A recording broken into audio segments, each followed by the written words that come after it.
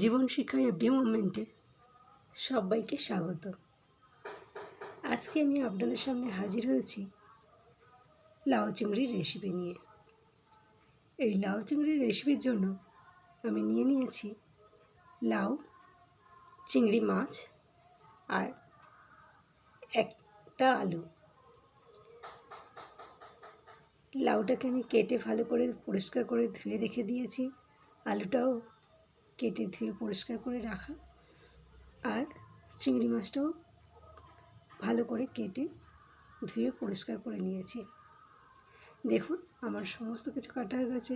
লাউও কেটে নিয়েছি, আলুটাও কেটে নিয়েছি, সাথে চিংড়ি মাছটাও কেটে ধুয়ে নিয়েছি।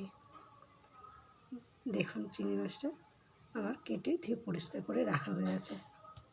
এবার আমি ওভেনে কড়াইটা চাপিয়ে দেব, দিয়ে কড়াইটা গরম হওয়া পর্যন্ত করে অপেক্ষা করব। তারপর আমি কড়াইতে দিয়ে দেব 1 টেবিল চামচ সর্ষের তেল। তেলটা গরম হওয়া পর্যন্ত করে আমি অপেক্ষা করব।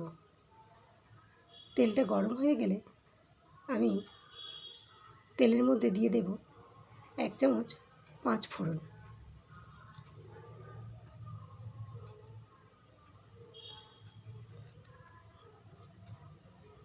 পাঁচ ফোড়নটা দিয়ে দিলাম।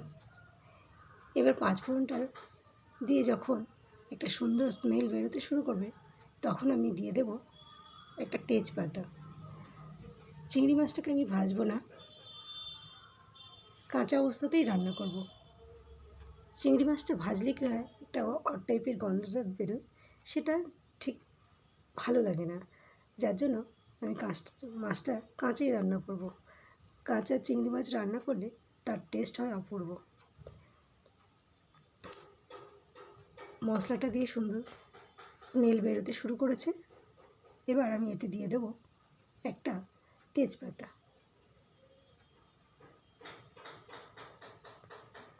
তেজপাতাটা আমি দিয়ে দিলাম। এবারে 5 ফোড়ন আর তেজপাতাটা দিয়ে একটু নাড়িয়ে চাড়িয়ে নেওয়ার পরে এতে দিয়ে দেব একটা শুকনো লঙ্কা। শুকনো লঙ্কাটা দিয়ে দিলাম। এবারে সবগুলোকে তেলের সঙ্গে নাড়িয়ে চাড়িয়ে নেব। নেওয়ার পরে এতে আমি দিয়ে দেব কেটে রাখা আলুগুলো।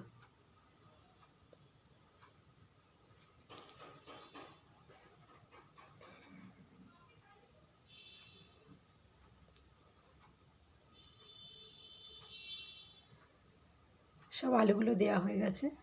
এবারে আমি ভালো করে নাড়িয়ে চাড়িয়ে আলুগুলোকে ভেজে নেব। এই সময় ফ্লেমটাকে আমি হাইতে দিয়ে দেব, দিয়ে আলুগুলোকে খুব ভালো করে ভেজে নেব। আলুগুলোকে খুব ভালো করে ভেজে নিলে কি হয়, এর সঙ্গে আমি স্বাদ অনুযায়ী লবণটাও মিশিয়ে দিলাম। আলুগুলোকে ভালো করে ভেজে নিলে কি হয়, আলুটা খুব তাড়াতাড়ি সিদ্ধ হয়ে যায়। দিয়ে দিলাম 1 চামচ হলুদ গুঁড়ো। দিয়ে আলুগুলো আমি খুব ভালো করে ভেজে নেব। নিলে কি হবে, রান্না করতে বেশি দেরি হয় না, আলু তাড়াতাড়ি সিদ্ধ হয়ে যায়, রান্নাটাও তাড়াতাড়ি হয়ে যায়।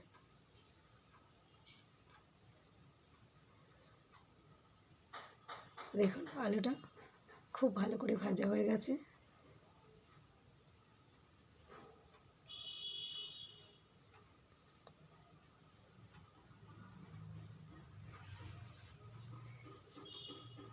আলুটা ভাজা হয়ে যাওয়ার পরে আমি এতে দিয়ে দিলাম 1 চামচ আদা বাটা। এই আদাটা দিয়ে ভালো করে আলুর সঙ্গে মিশিয়ে দেব। আর আদা বাটাটা দিয়ে আদাটা আলুর সঙ্গে ভালো করে মিশিয়ে দেওয়ার পরে দিয়ে দিলাম চিংড়ি মাছগুলো। চিংড়ি মাছটা দিয়ে ভালো করে নাড়িয়ে চাড়িয়ে নেব।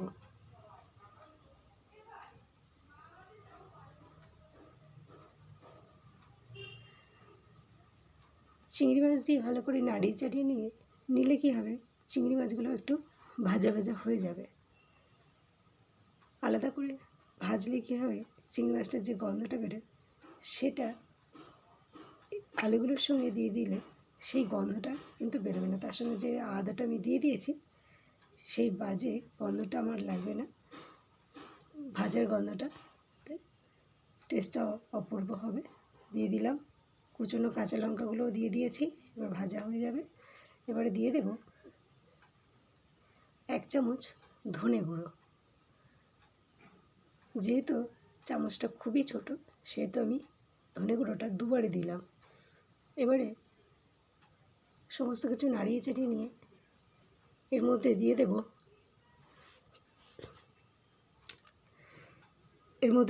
জিরে গুঁড়ো।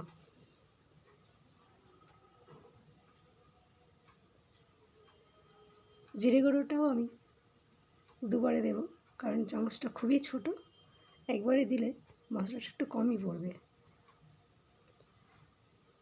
ভালো করে এবারে মশলাটা দিয়ে কষিয়ে নেব। রান্নাটা আমি কাঁচা লঙ্কাতেই করব, শুকনো লঙ্কার গুঁড়ো আমি দেবো না, যার জন্য আমি লঙ্কার গুঁড়োটা দিলাম না, শুধু কাঁচা লঙ্কাটাই একটু বেশি করে দিয়ে দিলাম। মশলাটা ভালো করে কষানো হয়ে গেছে, দিয়ে দিলাম কুচনো লাউগুলো। সমস্ত লাউটাকে আমি কড়াইতে দিয়ে দেব, দিয়ে ভালো করে নাড়িয়ে চাড়িয়ে নিয়ে মশলাগুলো লাউয়ের সঙ্গে মিশিয়ে দেব।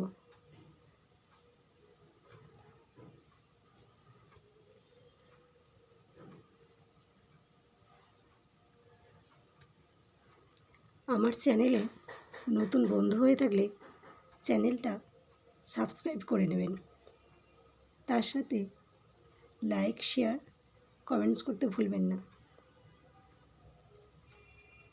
আমি একেবারেই নতুন এই চ্যানেলে, যদি ভুল ত্রুটি কিছু হয়ে থাকে আপনাদের নিজের গুণে ক্ষমা করে দেবেন। লাউয়ের সঙ্গে আমি সমস্ত মশলাগুলো মিশিয়ে দেব, দিয়ে এটাকে আমি ঢাকা চাপা দিয়ে দেবো কিছুক্ষণের জন্য। আর ফ্লেমটাকে আমি একটু কমিয়ে দেবো, সিমে দেবো। দিলে কী হবে, লাউ দিয়ে যে জলটা বেরোবে সেই জলটাতেই সমস্ত তরকারিটা আমার কমপ্লিট হয়ে যাবে। তার জন্য আলাদা করে জল অ্যাড করতে লাগবে না। দেখুন আমি কিছুক্ষণ চাপা দিয়ে রাখার পরে এতে জলটা উঠে গেছে অনেকটাই, এই জলেই রান্নাটা হয়ে যাবে।